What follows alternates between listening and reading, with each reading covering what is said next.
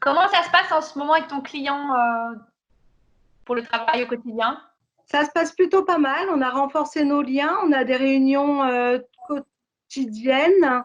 On a également des réunions hebdomadaires avec la centrale d'appel pour faire le point sur la situation et sur l'organisation, la nouvelle organisation de la centrale d'appel. Tu me disais que l'objectif, c'était de s'adapter à la situation tout en gardant la qualité de service. Ça veut dire quoi concrètement? On a réduit les plages horaires d'ouverture de la centrale d'appel. Maintenant, les opératrices sont disponibles de 9 h à 17 h, du lundi au vendredi et de 9 h à midi le samedi. D'accord. Est-ce que, du coup, comment ça se passe tu me disais qu'il y avait parfois des difficultés pour mettre à jour les données. Comment vous faites pour que le voyageur il s'y retrouve? Alors, la problématique, effectivement, c'était que les réseaux puissent nous mettre à disposition des offres les plus précises et les plus concrètes possibles. Donc, pour les réseaux qui ont réussi à nous donner une nouvelle offre adaptée, on a mis à jour leur offre sur les SIM.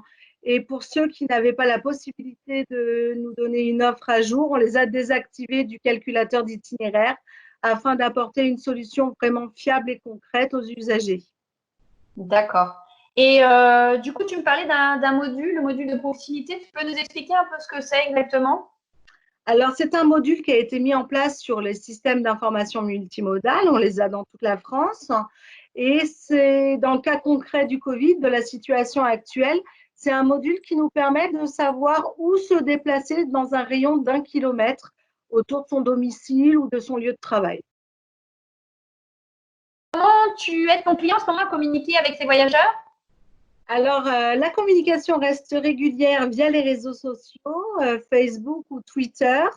On travaille également sur des actualités sur les sites internet. Et puis, les opératrices restent en contact avec les usagers et continuent d'envoyer des mails et des SMS aux abonnés. Ok, très bien. Écoute, je te remercie et puis je te souhaite une bonne journée. Bonne journée également et puis restez chez vous.